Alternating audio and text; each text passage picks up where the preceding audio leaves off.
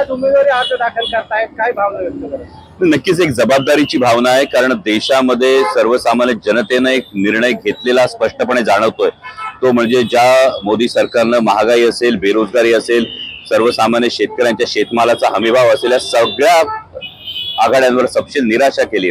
हे सरकार बदलायचंय हा सर्वसामान्य जनतेने निर्णय घेतल्यासारखं जाणवतंय आणि या बदलाचा एक शिलेदार म्हणून आज उमेदवारी अर्ज दाखल करताना नक्कीच एक जबाबदारीची जाणीव आहे। आज तुम्ही कुठल्या देवाच्या दर्शनाने उमेदवारी अर्ज दाखल करणार आहात? मी काल निघतानाच माझ्या आईच्या पायांवर डोकं टेकवून निघालो, आईचे आशीर्वाद घेतले आणि मला असं वाटतं की ज्या व्यक्तीकडे प्रामाणिकपणा, निष्ठा, हेतुशुद्धता आणि आईचे आशीर्वाद असतात त्याच्या पाठीमागे सगळे देव आणि सगळं विश्व त्याला यश देण्यासाठीच उभं राहतं।